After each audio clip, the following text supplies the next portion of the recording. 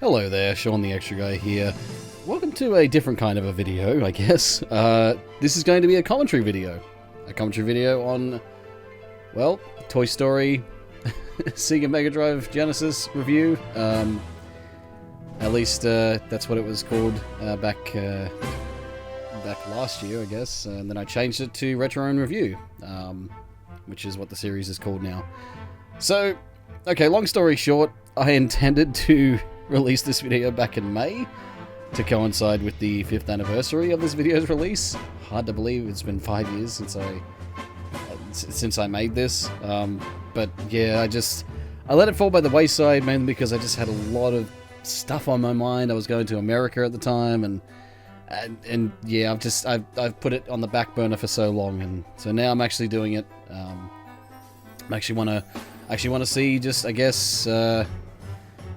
guess how much I've improved. It's been a while since I watched the full, like this video in full. I've shown people over the years, and I can't remember the last time I watched this in full, so this will be interesting. You know, so I know what happens in it, obviously. So, but yeah, there's a lot of things that's just I cringe at because it's like I see the mistakes, or I see something like, oh, I could have done that, could have done this, you know. As a creator, that's just something that you do. Right. Anyway, without further delay, let's actually just get into it, and yeah, let's start the video. Start the commentary, shall we?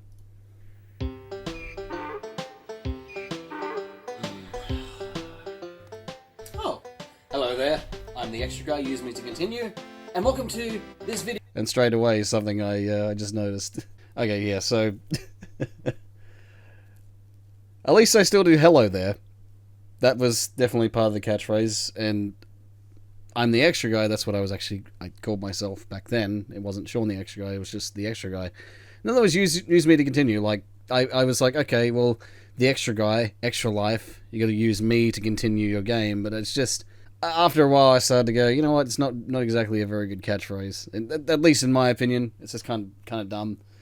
So I stopped doing it, and now it's just, hello there, I'm Sean the Extra Guy, or hello there, Sean the Extra Guy here, whatever, you know. So yeah, that's what I do for my intros now, and that's, yeah, that was my attempt at a catchphrase. But I guess a simple catchphrase like hello there, Sean the Extra Guy here is fine, you know. It's something that keeps people, like, I guess, expecting that. Every time I introduce myself, like in a video. And also something I'll point out, the camera angle. Yes, it's very zoomed in, or at least the camera is like really close, and the top of my head is cut off. Which, look, this was the first time I did any sort of filming like this. This was, like I said, this is the first video, and I honestly just didn't catch it while looking at the footage. I was like, oh yeah, this looks alright, you know, like... But even while editing, I was just like, maybe I should have moved the camera back a bit. But the thing is, in Spellcaster, I learned that lesson, and I put the camera back, and I actually kind of prefer it sort of like, I guess, in the middle, but I think I might have put it back a bit too much in Spellcaster, and then, like, I sort of, like, found the, I guess, the proper location for the camera. But it just shows you, like, I was still learning, like, a lot of stuff, even back, you know, with this video and the next one. So it was a learning experience, and I'm glad I learned from this video, like, what to do and what not to do, you know. And welcome to this video where I answer life's biggest question: am I really sane enough to play through this stroke-inducing game? Because apparently I am. I mean, really, how can you tackle a concept such as toys coming to life in a video game? Yeah, Sean, there's a lot of ways that you can tackle that. I mean, hell, Toy Story 2 tackled that. But there are several ways you can do that. But I guess that's just how I wrote it. And yeah, apparently I was sane enough to play through this game. It's not stroke-inducing, but, you know, at the time, I thought it was. I mean, there are several ways you could do it. But when your main character is a wimpy cowboy doll who's jealous over his kid giving more attention to the cool spaceman action figure, and getting lost in the process, somehow ending up in a disturbed kid's place where he disfigures and blows up toys, and turning all of that into a fun little video game for the kiddies. and making it absolutely fucking impossible for a kid to complete. Which is probably the only true statement. I mean, to expect a kid to actually complete this game, it's, well, even just, like, get past certain stages, yeah. Here's the thing, I didn't grow up in the era of the NES and Super Nintendo. Like, the Super Nintendo was, like, just on the cusp of, like, the N64 for me. So, I had a Super Nintendo, but I didn't have it for very long, and I don't know why, but for some reason I really liked Bubsy. I gotta do a video on that one day, because Bubsy is... If you've seen JonTron's review of it, and pretty much everyone else's review of Bubsy, yeah. I guess because I was a kid, and I liked colourful things. But anyway, like I said, I was on the very cusp of Super Nintendo. NES, you know, you think of, like, you know, that concept, NES hard, or Nintendo hard. You know, a lot of kids from the 80s might be used to that kind of, like, difficulty. I wasn't, and even when I made this video, I still wasn't, because I wasn't really... I guess I just wasn't playing retro games a lot. Like, even my retro game collection, like, I was still building it back in 2018. Look, I go off topic, and you just have to forgive me for that. We're 50 seconds in, and, you know, I'm already waffling on. Let's just continue. This is Toy Story for the Mega Drive. You may remember this movie called Toy Story by a company called Disney. Because no one's heard of them before. I've Toy never Story heard of and them. its sequels are, of course, no exception to the brilliance that is Disney, and certainly a part of many a childhood. At least if you had a childhood. And if you remember watching the first film on I don't VHS, have a it's sure to give you childhood. the comfort of knowing you either grew up in the 90s or that you never got a DVD player until many years later. This series of animated Pixar films is still beloved by many of all ages, and by yours truly. Toy Story was Pixar's first major film in a time where computer animation was... Also, I just realized... Oh, wow, great pause. Buzz is having a stroke. So I just had a thought of, in 2019, which was the year after this video, that's when Toy Story 4 came out. Oh boy, have things changed since then. Oh boy. just getting off the ground, basically. And Toy Story showed people just what computer animation could do for movies as an art form. The video game, on the other Constant hand, zooming. a completely different story. Now, for those of you old enough who had the Haha, pleasure of funny owning a pun Super trying to Nintendo or make a Sega pun. Mega Drive, or Genesis for you Yanks, you may have Mega come across Genesis. this game. I certainly did. In fact, I heard about it from the Toy Story videotape itself. Before the movie started, there would be all these advertisements for Disney stuff, and like their movies on home video, and of course the This is all Disneyland true. Like, advertisement, this which isn't- was probably the best part. I mean, it was like a I can't talk over myself. This is all true. Like, this is something, like, I had the videotape, and this was something that appeared at the start of a video, and then a lot of videotapes had, like, commercials for other movies, and sort of similar how DVDs had it, except a lot of DVDs you could just skip it. In a VHS, you had to like fast forward because there was no skip button because it had to go through the actual tape, and it was annoying. But the thing is, I used to always I didn't want Mum to fast forward through it. I didn't want to fast forward through it. And I say Mum because whenever of course parents, like, I'm sure that they're used to watching kids films with their kids. But back in the day, it was like, VHS, it's like, it would have been so much more annoying if your kid kept wanting to watch the fucking commercials before the video even started. distant dream in a faraway land called America. I was 3 or 4 years old at the time. I didn't know what America was. I just knew that Disneyland was there and I wanted to go. Also, I also thought they spoke another language. I didn't think they spoke English in America. I just thought Australia was the only place that spoke English. I wasn't a very smart kid. No, I think I just had like a really interesting imagination and outlook on what the world actually was. So all those American movies that you know of, this Toy Story included. I thought that was Australian. But another thing that you'll hear me say in a second. I also thought America was part of Australia. Bear in mind, this is before I knew anything about geography. And yeah, I did think it was part of Australia. Like, I literally thought that America and Australia were connected in some way. Again, like, here's the thing, at the same time, and I don't know how the hell I had this double logic. Look, I guess you're a kid, you don't really think about logic. At the same time, I thought Americans don't speak English. They speak another language.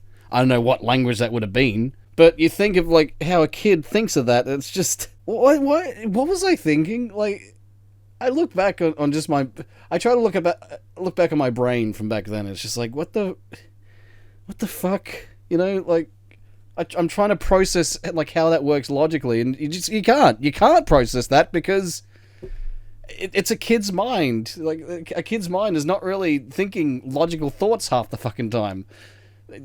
All they're thinking of they're thinking of fucking Power Rangers and Pokemon and fizzy drinks, like red fizzy drink, to be more specific, and lollies or candy, you know, and you know, just fucking jelly beans and sugar and Maccas and, you know, Happy Meals and chips. Anyway. I'm going on a fucking mini rant. This has nothing to do with the video. I'm roasting myself from the past. I'm degrading. I'm self. I was supposed to say self-defecating. That's entirely fucking different. Okay, look, I'm just gonna stop. Moving on. Now, they also advertised the Toy Story video game on the Super Nintendo and Sega Mega Drive, as well as the Toy Story interactive storybook on PC, which I mistook for the same game. Yeah, just look at animated this storybook. compared to this. As a kid, you don't see the difference. You just see shit that you like and you want it. At the time, I'd only just started playing video games, and sure, I wanted it. I mean, I loved Toy Story, and damn it, I wanted to play this game. Now, years later, watching this trailer, you notice the overselling that the person is... Just watch. And Escape from Sid's House. It's the most amazing 16-bit game ever made. I think they may have cherry-picked this one a little bit. The entire quote is probably, it's not the most amazing 16-bit video game ever made, but it's okay. Or words to that effect. Wait, Video Games Magazine? What, they couldn't come up with an original name? Actually, hang on, is this quote even real?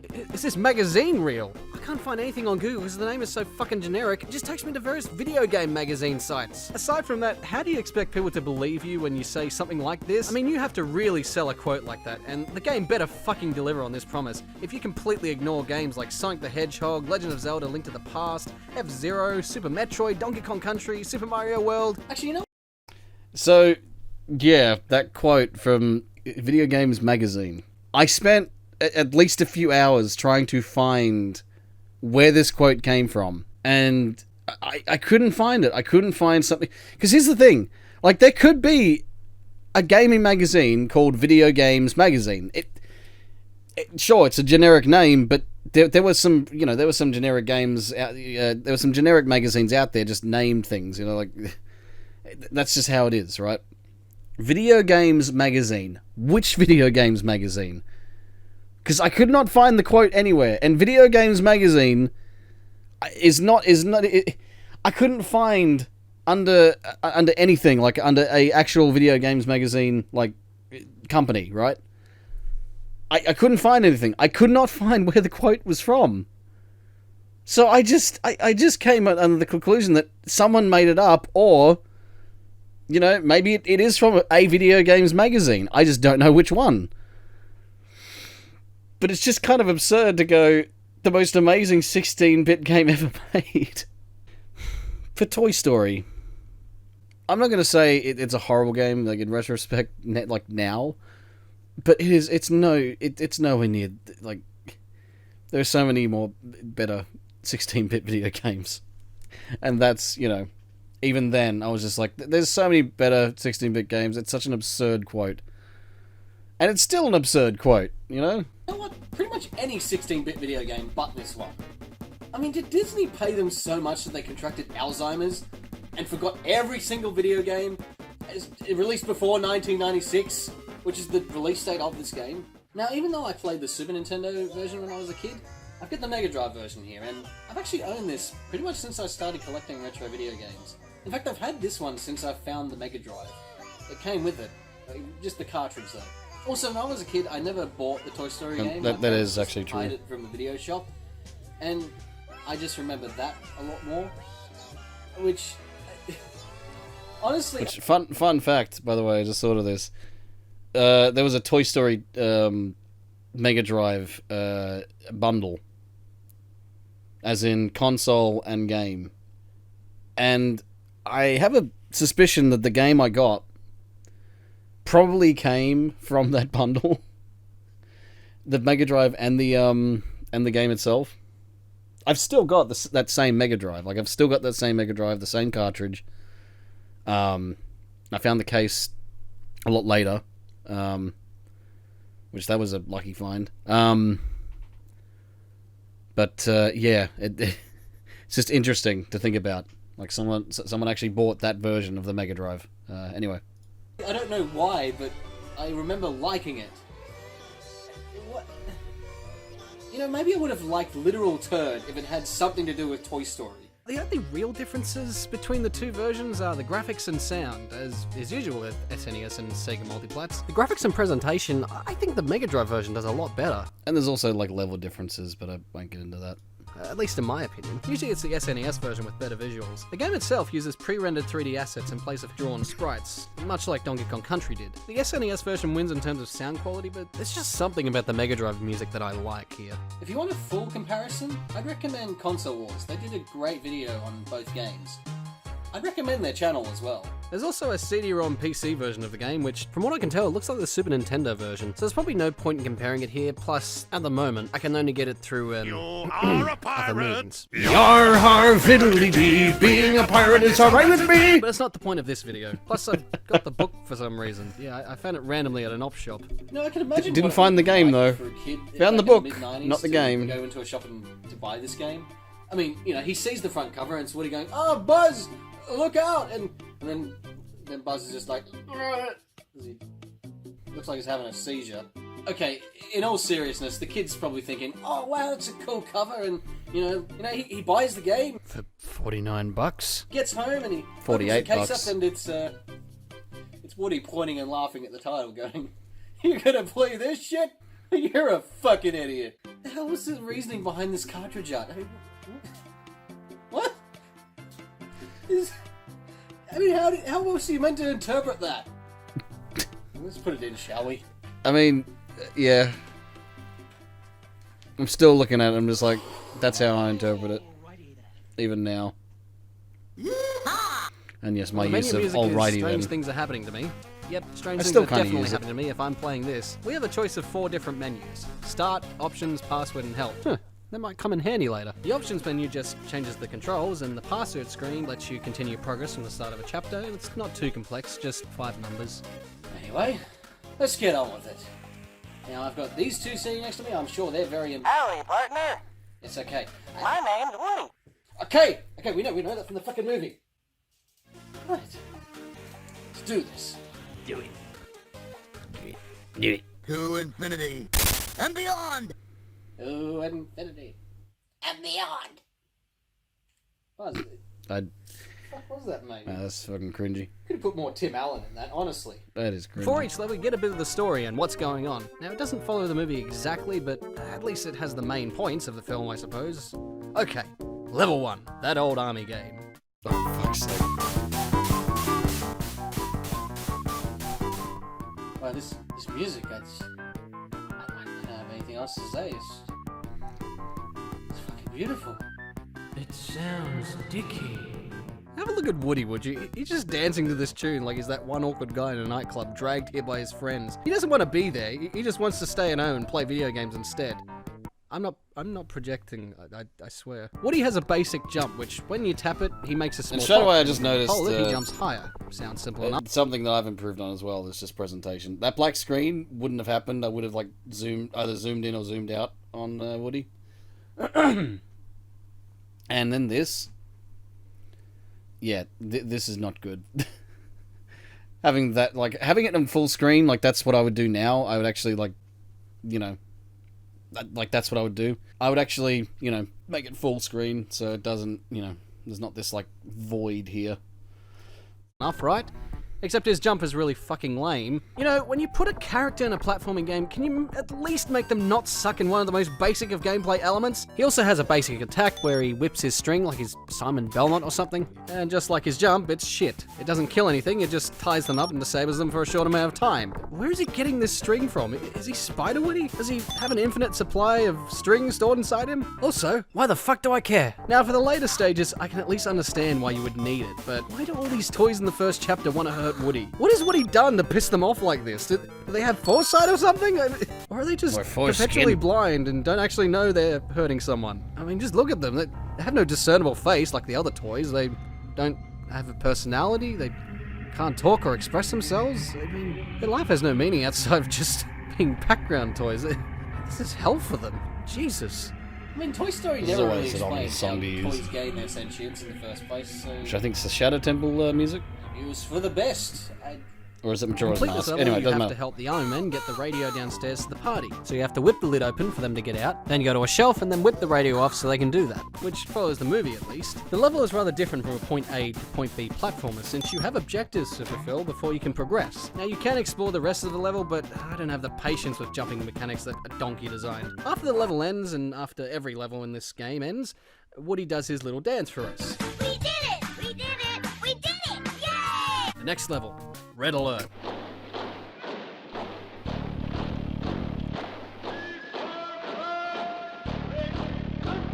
Which is not a real-time strategy bonus stage, it's an epic race against time to put the toys in the toy box. Fucking riveting stuff. And these toys, well, as you can see, they can't quite figure out how to get past objects in this 2D perspective world. They really don't have any brains. I mean, their heads are plastic shells after all, so can you blame them? Once you remove whatever obstacle it is blocking them and they find their way in the direction of the toy box, you have to boost them in with the penis enlarger. I mean, a balloon pump.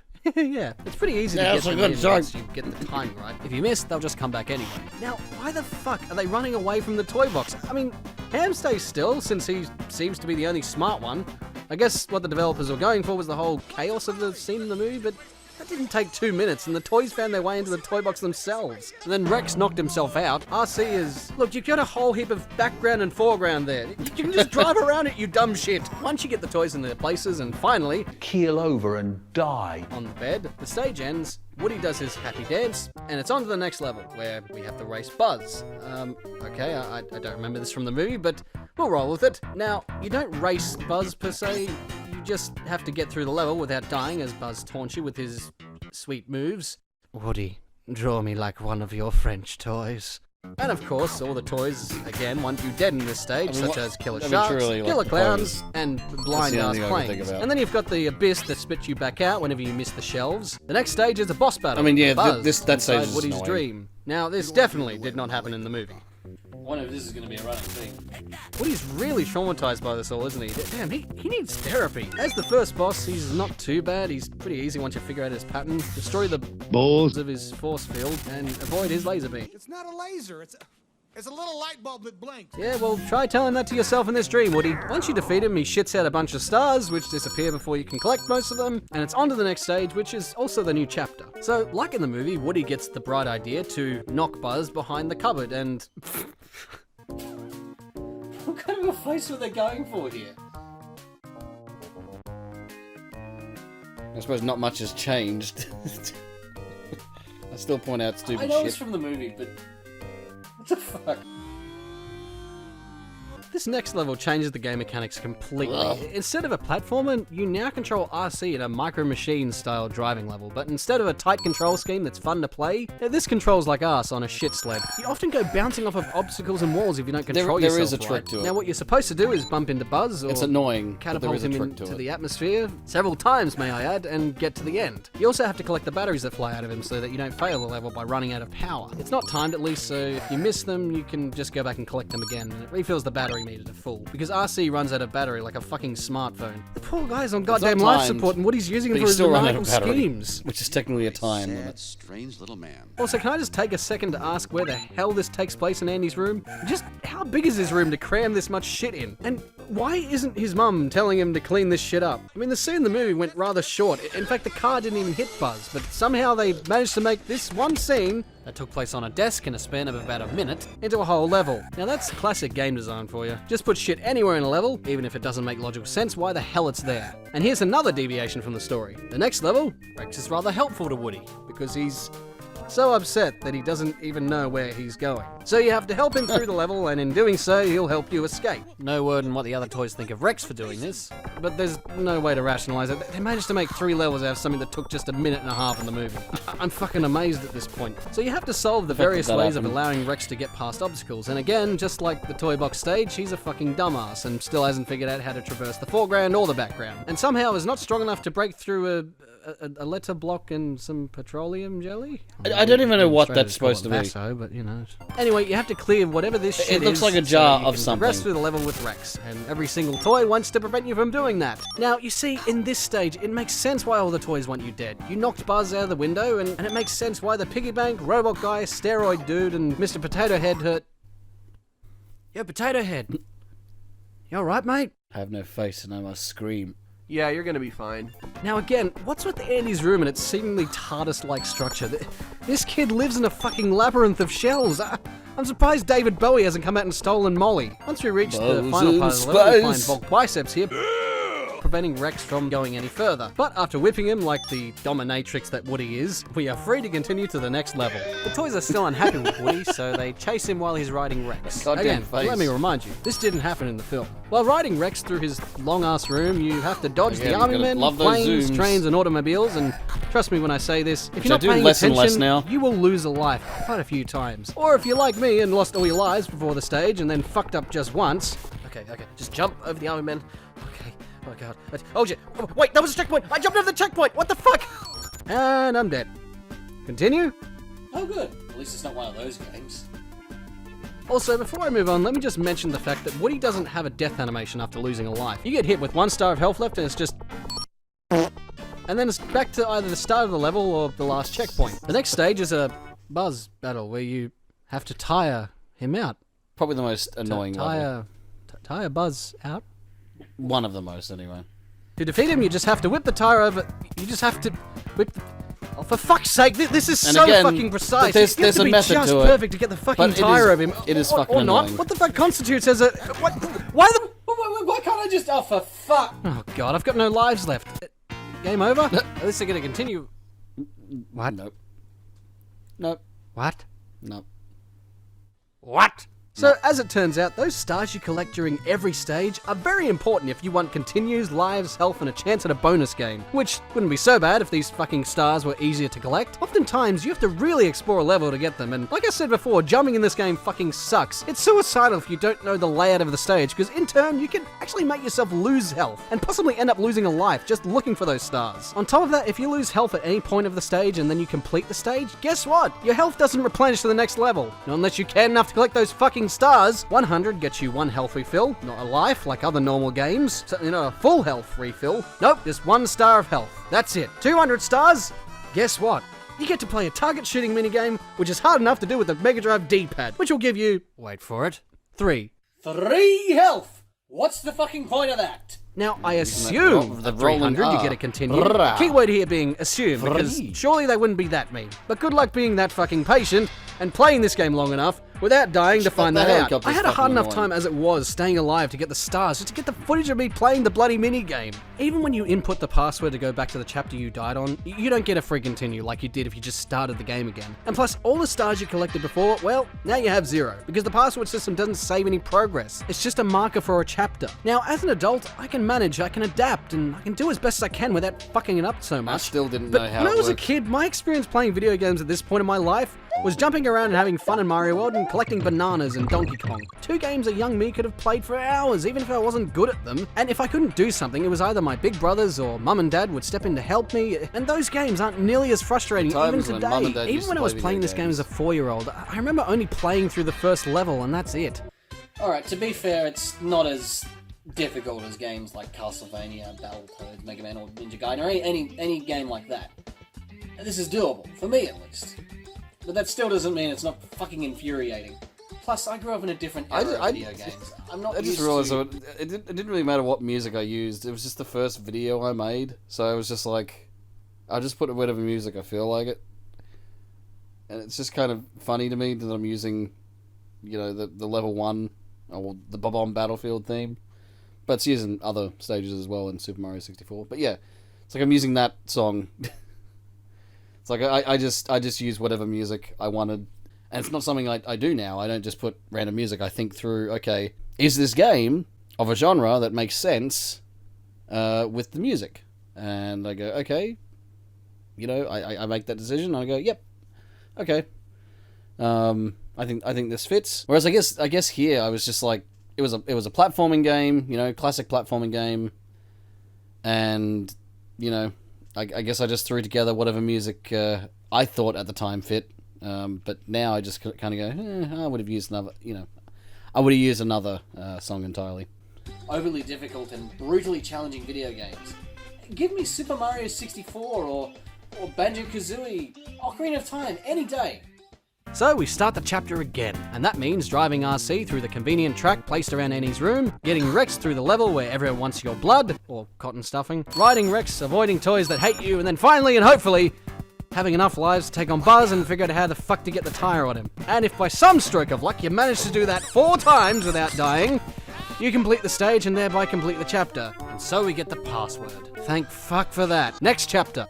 Pizza Planet. We've got to traverse through the seemingly unending arcade, which would rival the Funspot Family Entertainment Center for size, by avoiding falling chips, stray hot dogs, dangerous burgers, cans ejecting from vending machines, and worst of all, Humans.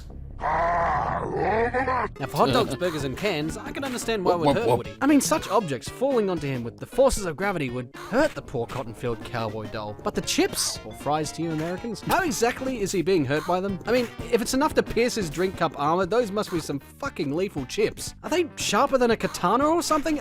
If you so much as touch one singular pixel of these chips, they harm you. Now, that's a lawsuit just waiting to happen. The humans, however, are very dangerous. Just one walking past hurts you. At least if you don't press down the control pad to hide when they walk by. One way to tell whenever a human is about to walk by is a little paper plane flying from the direction they'll be walking from. This gives you enough time to react. I'm also having thoughts of the fucking corruption video that I did of this stage.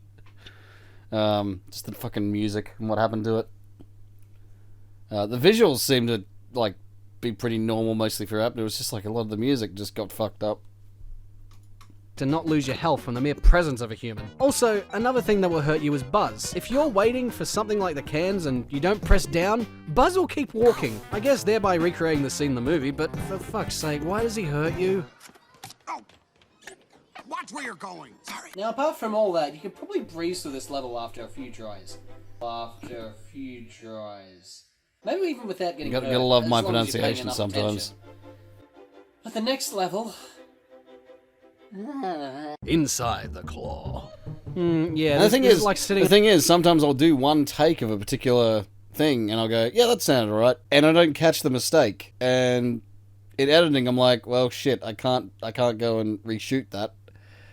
I've never done a reshoot before, so yeah, I've done re-recordings, but never done reshoots. So it's easy to do a re-recording for voice because it's voice. There's no visual. But when it's visual like that, it's, yeah, I just have to make do with what I have, and either I make a joke about it or try to, like, not point it out, which has happened several times. Or something I will do, if I do have multiple takes, I might combine 2 takes together, and it'll be very sneaky. I've done it a few times. I don't know if anyone's ever noticed, but I've done it a few times. Either I'll combine audio, or I'll combine the videos. Like I'll sneakily transition them. What's it called again? Crossfade. That's what it's called. I'll sneakily crossfade them. And yeah. Sometimes they look pretty good, and I'm just like, I'm probably the only one that notices it. But yeah. On a chair made of rusty razor blades, shards of glass for an armrest, and Sweeney Todd really wanted to give you a nice shave. It's near to fucking impossible not to fail at least once in this level, especially if it's your first time playing. There are some interesting platforming bits here and there where you have to jump at the correct time, and they really aren't that hard, but the things that really annoy me are the hazards in this level. It's amazing what's inside this machine. Who came up with the design of the innards of this fucking thing? MC Escher? I mean, you have parts exploding, fans spinning in odd places, coins moving through tubes. I don't know about you, but it seems to me this isn't your average claw machine. This is a military-grade supercomputer, isn't it? Why the fuck do you need fans and a skill tester machine of all? And another thing I've also noticed, sometimes when I do like re-recordings, there might be like a slight audio difference. Sometimes I'm not entirely sure why. I know now with the current mixer I've got, everything is digital, so there's nothing I have to really touch physically. So yeah, I think part of the reason why I sound different sometimes is because it was a physical mixer I had at the time, or a mixer that had physical knobs on it. You know, if it gets bumped, or you know, I might accidentally do something or whatever, it'll change the sound. And sometimes it's just because on that particular day, I might be sniffly, or I might have come down with a cold later in that week, and then I that's just directly after I've gotten over it. That's happened before. I think, in fact, this one, I think I got sick, and I re-recorded the end to this. You might notice at the end of this video. Things. I've got several fans on my gaming PC to call the parts inside, for crying out loud. Also, that's my old gaming PC. I just want to have a look at it for a second. It's been a while since I've seen it. Look at that. Let's just get on with it. Crying out loud. Also, they got a fire. Have a stroke. Get on with this. Whoever does the maintenance of this machine, because it's fucking unstable. I don't know what the fuck these things are. I think they might be capacitors or some shit. I don't know. But whenever you get too close to them, they just give up on life. They just don't want to be objects that have an identity crisis, I suppose. Apart from that, it's pretty straightforward. The stage isn't confusing, at least. It's just very hard to do without losing health, or die at least 2 times. What's the point of this area? As far as I can see, it doesn't serve any purpose, but maybe there's a secret up there? I don't care enough to... There in fact is a secret. There, in fact, is a secret. I can't remember exactly. Find out. Well, this is a checkpoint here. There is a secret which I did find in the video when I played this for the 50 subscriber special, for the affiliate special that I did did on Twitch. So I, in fact, did find the secret. But yeah. If you complete there's this a bit, secret, by the way, because just after you reach the top, there's an exploding piece of wank there. Just a spit in your eye after all your effort. And it catches me off guard almost every time. God damn it, I knew it was there! Why did I forget? And the hit detection in this game is so obvious in this level. Sometimes I wonder how the fuck something even hurts me, like this shit. Ow! Are you fucking kidding me? One pixel? One fucking pixel on his boot! I was hit by the fan by one tiny fucking pixel on his shoe. It caused me to lose 1 life! What the fuck? Woody, are you really this much of a fucking pussy? How do you let something like that hurt you? There's a snake in my boot. Oh. Jeez, dude, I'm sorry. I didn't know about the snake in your boots. I mean, fuck you! So, just avoid the fans at all costs. It's fun that so I he's a managed to pass ragdoll. all of that shit, and what a surprise, it's the last stretch to the end of the level, and it's fans where you have to have perfect timing to get past. If you lost all your health in those last bits, you better pray to all the gods of Olympus and Asgard combined, because nothing is going to help you other than your skills in luck and timing. God damn it, the fan slapped me in the ass as I left the stage. I suppose that's the level's way of giving me the middle finger? Yeah, well, to you too, mate. Well, at least that's over with. On to the next level. Really inside the claw machine.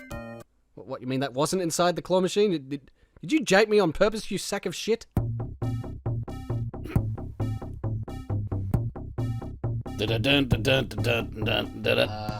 One question. When did this become Wolfenstein 3D? I mean, I'll commend the developers for the switch up of game modes here, but I probably should have used the Wolfenstein theme, but, First-person you know. maze fetch quest in the platform. I was more familiar with the I'm surprised Doom they didn't theme. name this stage something referencing a first-person shooter. Like, Well, instead Doom of 1, the stupid name they gave the level, Knee Deep it in the Dead. could have been Knee Deep Inside the Claw Machine, or Woody Stein 3D, or what if they had Woody's face at the bottom of the screen? It actually, you know what? That's such a good idea. Now, the first time coming into this level, you are not going to know where to go, and the time limit for the stage is so small that you can't. This one thing I laughed at was that I enjoyed making that. That was fun. Really explore either, and you have to be careful that you don't let that time run out, because if you do, guess what? You lose a life, which is just fucking grandiose. Every time you pick up an alien, a Sega quality soundbite plays of hello, which, if I'm not mistaken, it's from the scene where Woody meets Buzz for the first time in the movie. Hello? just pitched up, that's all. Alright, now that we've done that for the aliens, it's time to face the claw, with 0 lives remaining. Great. Wait, 2 health? 2 fucking health? But I died in the last stage because it ran out of time. Shouldn't that mean... Yeah, no, for some reason, even if you just ran out of time and lost your life, but then passed the level after it, your health in the normal game still doesn't fucking reset. What sort of bullshit is that? And I'm dead. And I have no continues. And at the time, I didn't know how to... that means. I didn't know how to... Back to the start of the chapter. Avoid chips, burgers, drinks, and humans. Get through the oddly constructed labyrinthian claw machine. Don't mess with singular fucking pixels. Really traverse through the claw machine, kill some Nazis, kill some demons, find the aliens, and then finally back to the claw. Okay, so once I actually have enough lives to figure out what the fuck I'm meant to do here, you have to launch the aliens at the claw with your string by whipping them diagonally to prevent Sid from taking Buzz, which is not as easy as it looks, but you eventually get the pattern down, so it's not as bad as the previous boss fight, but you can still fuck this up just as easy through a few bad alien launches with your whip. I don't know why Sid's not freaking out over the fact that a cowboy doll was whipping aliens onto the claw, trying to prevent him from getting his Buzz Lightyear toy. I mean, if I was him, I wouldn't be fucking trying to get the toys out. I'd be calling an exorcist. Let the toys stay in there. Let them sort it out themselves. Okay, I mean, so really, the boss when you try battle to think is, of about it. course, in vain because Sid captures you both anyway. And then Sid takes you to his house, just like the movie, which is the next chapter. And for fuck's sake, is this next chapter harder than a congested highway trip to hell this and a is fucking the motorcycle? worst chapter of the Sid's game. room is brutal. Just completely fucking brutal. It's relentless. It doesn't give you a break at all. The layout of the stages put dangerous shit that you know is coming, but you keep fucking it up and getting hit by firework flames and darts that you forgot about. There's tons of enemies that just pop out of nowhere. Worst of all, there's enemies you can't hit without crouching or being below them. These fucking tiny ass spider things get me every time. Also, I don't know what the fuck is wrong with Sid, but all the shit in his room, it's amazing he hasn't burned his house down with the fire spewing from his floor. And spiked yo-yos? What the fuck is wrong with him? This kid He's a terrorist. has That's some what he weird fucking fucking is. fetishes. What the fuck? Get a new hobby, for God's sake, mate. Or at least a psychiatrist, because you're going to need one soon. Then again, maybe he's the child version of Psycho Sid. This is just the first level of this chapter. Which, funnily enough, another story. For some reason, I was under the impression that Sid Vicious, which was his name in the WCW, as a kid he was Sid Phillips of Toy Story. So, yeah. I don't know why, but that's just that was my headcanon, I guess. Anyway. And I've lost nearly all my lives. And keep in mind, I don't have a continue to spare. The password made sure of that. Also, in this stage, there's a section where Sid burns Woody's forehead with a magnifying glass. 2 times, might I add. You know, like the movie. After which it causes Woody to shout, "Hot, hot, hot!" while flailing his arms around like a lunatic. And you cannot stop him from running either. Best you can do is go backwards and do a kind of frenzied dance as you wait for these spiked anal massages to go up. All the while, Woody keeps repeating the same line of,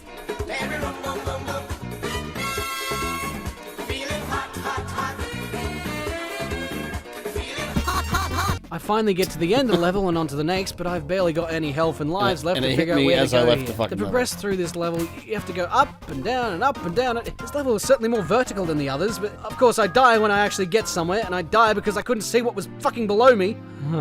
Game over. And you know what that means. Go to the password screen, input the password, restart the first fucking level of the chapter, get to the stage you died at with barely any fucking lives again. Rinse, repeat, ode to fucking joy. An actual I've got burp. no hope. Even when I try to avoid everything, they all seem to be there waiting for me somewhere. Oh, come on, I'm gonna go fuck it. Oh, come on. Oh, you fuck. Fuck! You will die. Ah. Not a big surprise. And I resort to cheats. Yeehaw, cowboy! You're my favorite.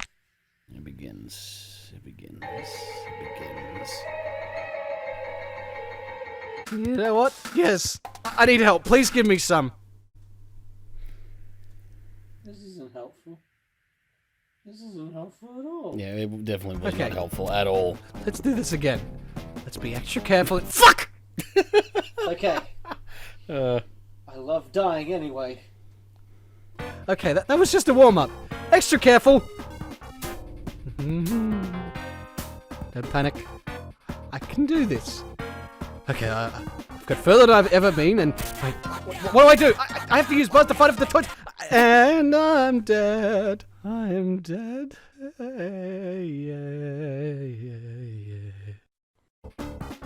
I'm on 0 lives, but I'm further than I was the last 28 times. I just have to avoid the fucking spiders, hit detection, flames ejaculating from the fireworks, and barrels that Donkey Kong shat out his asshole.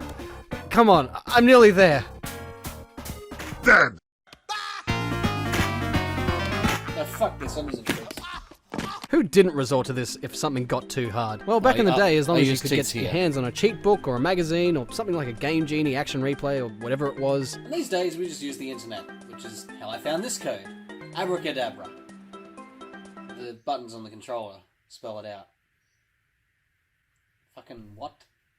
A, B, right A, C, A, down A, B, right A, which is a level skip code entered before pressing start. You'll know if you entered it correctly if you hear Woody say, Pop filter did not work on that one. To activate it in-game, you just press start and A. Now, I'm not gonna cheat too much, just to the point where I actually have enough lives to progress through the fucking level without worrying. Also, so I don't have to pull my fucking hair out and have to get laser surgery to get the hair follicles to grow back. Speaking about cheats, there's an invincibility cheat which you can perform in the second stage of the game by collecting exactly 7 stars and then going to the toy box and crouching down in it. And as soon as your life meter starts spinning... Yes! Actually, you can kind of hear that I'm sick there, so... I am invincible. But I'm not that cheap. I'm at least going to play this game properly. Yes! I am invincible! The best scene in the entirety of GoldenEye. Anyway, back to the stage. And now that I'm not so stressed over the fact that if I die in this level, I have to start the other horse vomit stage again, I can focus a lot better now, and in turn I'm playing better because of it. Like, I don't have the other levels I just played on my mind, and I've actually got some headroom to fuck up maybe once, and that's enough for me. One thing I need to mention are these weird-ass swinging bits, where you have to kind of jump and whip your string to climb up. Probably the worst. Now, the earlier levels bit. had these, but not in this weird pattern. I think the level designs may have been a little too creative here. Once you finally get to the end stretch of the level, and where I fucking died and I didn't know what was happening, you're greeted to the mutant toys trying to kill you. What? Yep, we have to karate chop these toys, and they actually want to kill you. They take away your life. I don't know what you're gonna say, because I said it too. This didn't happen in the movie. You know what? Nothing in this game happened in the movie. I'm just gonna leave it there. As far as I'm concerned, this is Yacht Yorts. Totally an original idea, and not based off a Disney Pixar property. So you push back the toys, trying not to... And another thing I've also noticed is the audio peaking. That's something I've worked on, and that's something I've learnt.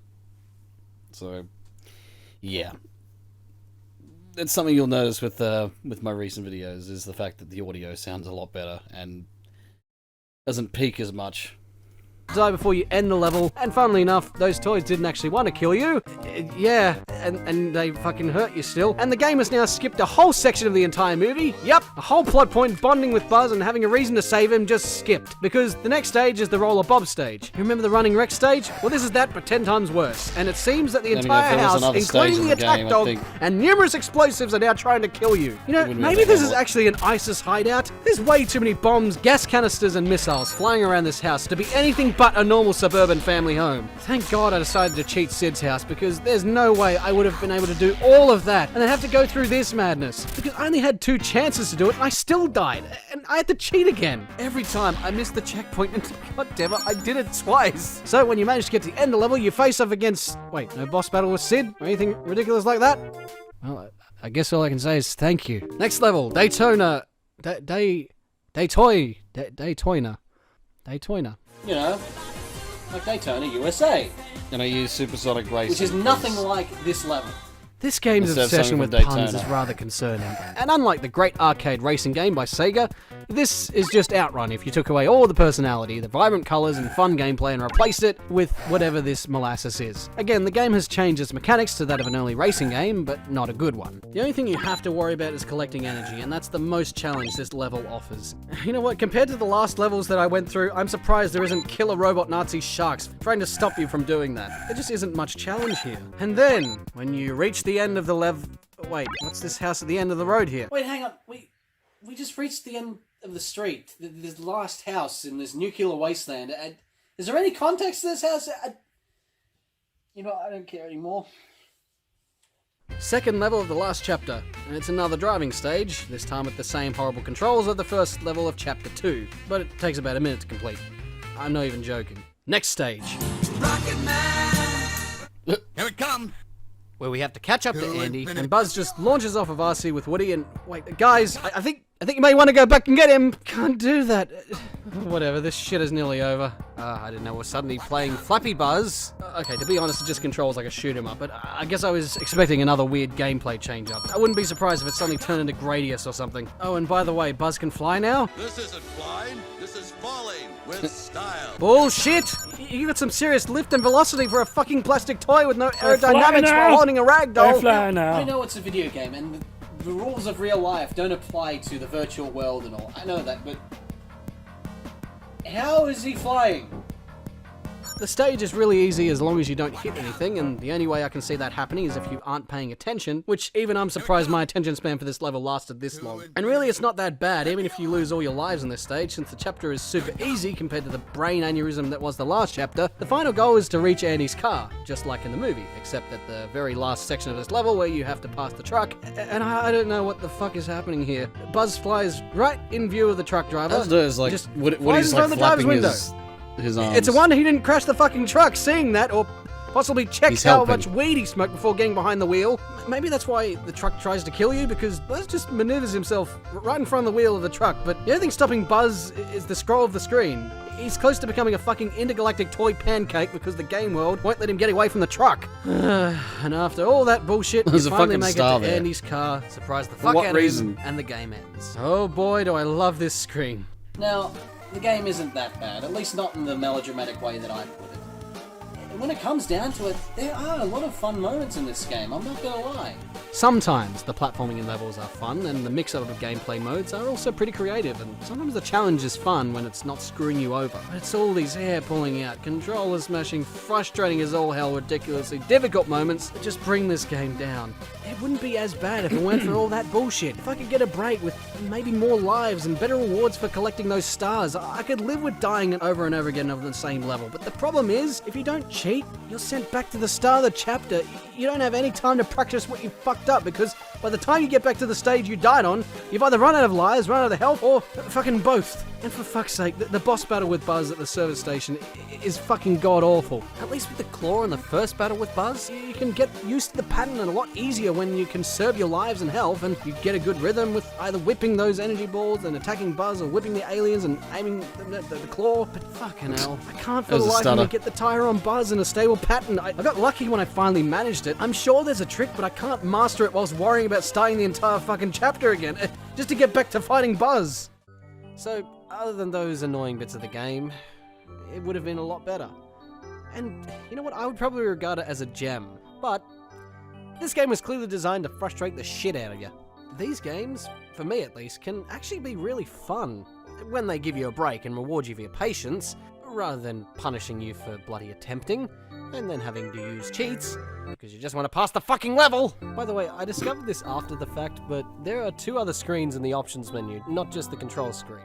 And those other screens are lives and story. God damn it, why didn't I discover this earlier? Then I wouldn't have had to cheat. I would have actually, you know, completed it legitimately using the level skip code. I could choose up to 5 lives! Look at that!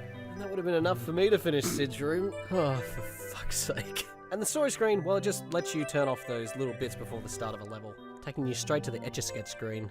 To tell you a little story, I had just started my life as a gamer when I first played this, and playing it again now that I'm older and better at video games makes me think of that very blurry time I had with the Super Nintendo, before my very clear memories of the Nintendo 64. I'm It's an better at them interesting now. game to try out. Its attraction has kind of grown on me now, but I don't think it's going to make my top list of games anytime soon.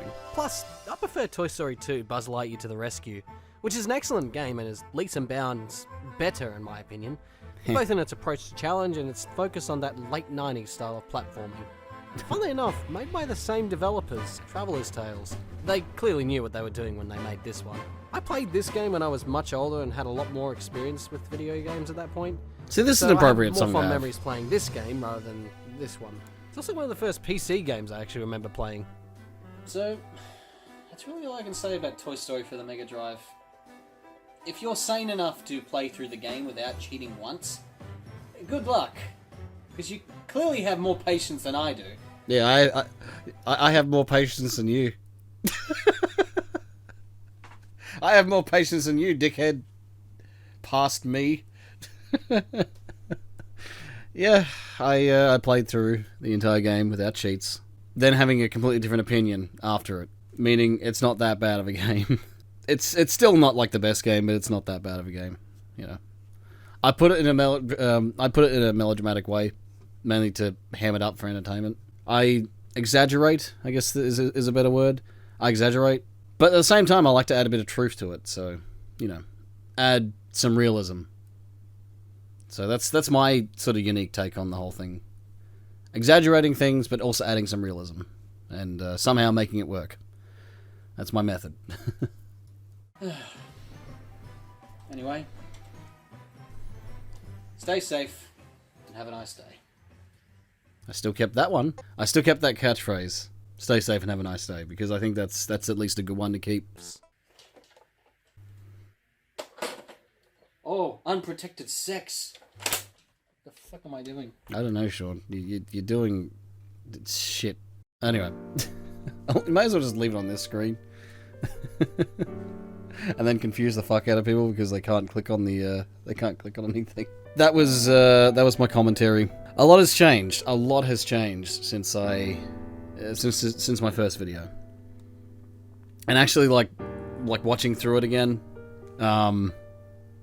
It's honestly something that's an experience for me, because it's just like I noticed a lot of the mistakes, and a lot of places where I've improved. There's a lot of things that I can say. You know, I'm confident to say that I know my videos are a lot better than what they were back when I first started. So at least I can compliment myself on that. So, yeah, it is what it is, you know. But I mean, at the same time, this was my first video. I shouldn't be too harsh. I was learning how to properly, like, you know, put together a video like this, which was an idea I had for such a long time, and I guess finally getting it done was an accomplishment that I was proud of. So, and I'm still proud that I did it, you know? And I'm glad that I did it. I'm glad I'm glad that I started the journey of making videos like this, and eventually, I guess, having a name for it, Retro and Review. At first I was just gonna call them, oh, you know, they're just reviews, or I was just going to call the show Sean the Extra Guy, which was when I got my name, Sean the Extra, you know, when I changed my name to Sean the Extra Guy. So, yeah. That's,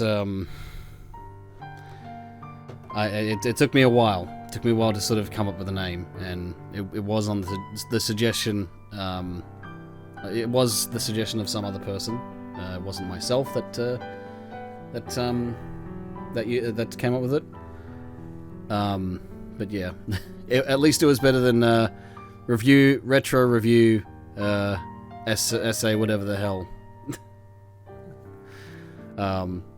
So yeah, that's what I was thinking of calling it, but that just wasn't really good for a. Wasn't exactly good. Anyway, so.